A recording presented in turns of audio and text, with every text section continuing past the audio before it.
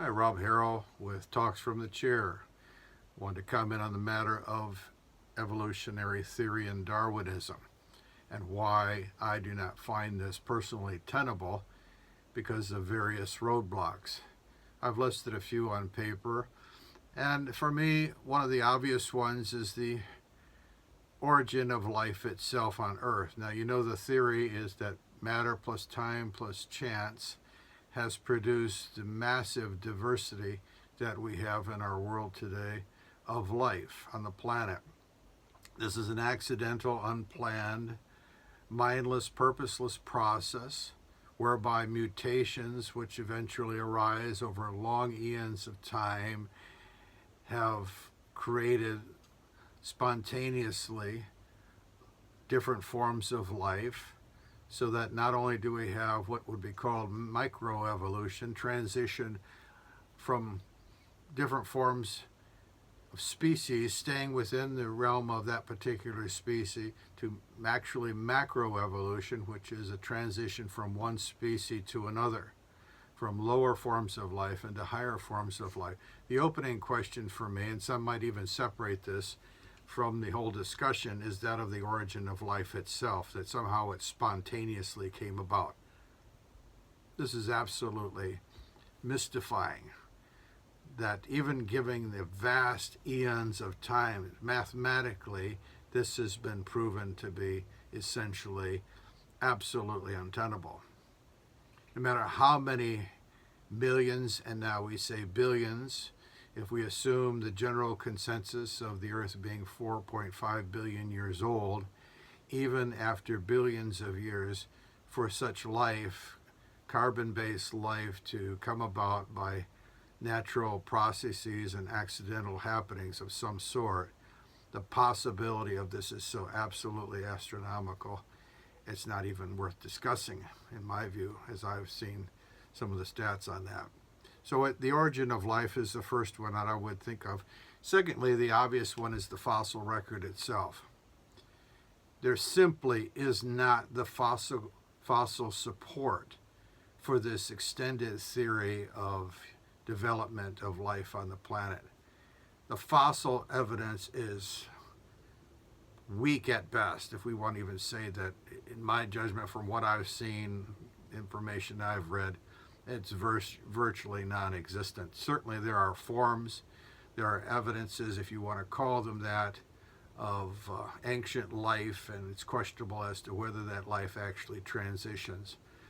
But the point is, the fossil evidence is certainly not there. And what is known is whenever there does seem to be new evidences of life, it seems to come in bursts, the most famous being the Cambrian explosion of 600 million years ago, if we go with that dating system.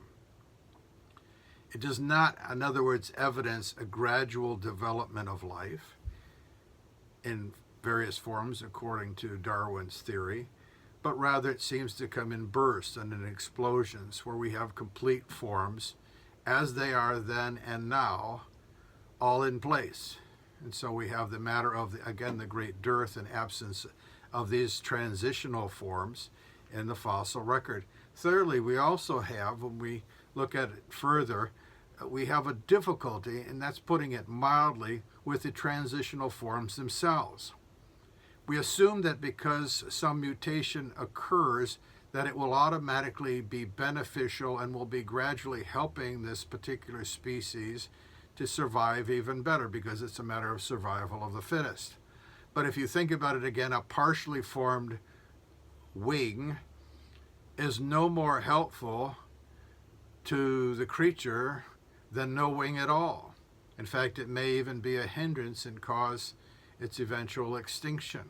We can't have fully formed life. We need it to be formed completely and its in entirety in order for it to be successful and to survive against all opposition. So again, the whole nature of these transitional forms, these supposed transitional forms, is in question and causes, for me, an absolute stumbling block at that point. An obvious point also, another stumbling block, is that of testability. This theory is completely untestable. Of course, it's again assumed as existing over extended eons of time. But this cannot be verified in any laboratory setting whatsoever. Now, we will see adaptation, and this is where it gets tricky, and what some might call microevolution, which is again the changing of a particular species within that framework. In other words, the species adapts, like the old experiment if you've heard of the pepper moths and how their color changes in a particular environment, and they're put in another environment and the color changes, or particular finches and they develop certain qualities. That is adaptation within a particular species. That is not going from a reptile to a bird. It's going from a particular type of bird with a particular characteristic to another characteristic within that same type. And so we have to be careful again about this. And again, this is all completely untestable. Another question mark comes in my mind with all of this, and that has to do with finances, financial funding, and acceptability within the scientific community. In order to advance oneself in the scientific community, one has to promote this theory. It is not optional to question this theory. I have to be completely sold out to this theoretical construct in order to get my degree, get my book published, take this particular position. It is just accepted. To such a degree, one could even say it seems to have a religious connotation. You have to believe in this framework in order to survive and to succeed. Another factor, another roadblock, is that there are other professionals. I will just mention a few here. Dean Kenyon, David Berlinski, one I listen to quite frequently, Jonathan Walls, just to name a few of high caliber, qualified individuals which have serious qualms with the entire theory, and even think, for example, in the case of David Berlinski, that this whole thing has even become comical. There are many who are silent or quiet on the matter in the scientific community that have serious questions. And again, we have to remember that the origin of this species was written, I believe, in 1859, and much science has been done since that time frame. We do realize that this is over 150 years old, way past that now. And so we have to remember again the human element in all of this. And there are other concerns that I have along the matter, along the way. But I would just ask that again, even whether you were a Christian or a non-Christian, that again, you try to think clearly and don't be afraid to question.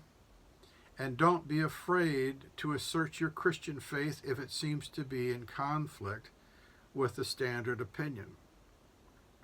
We need to learn to think, and we need to learn to question, and not jump to conclusions one way or the other.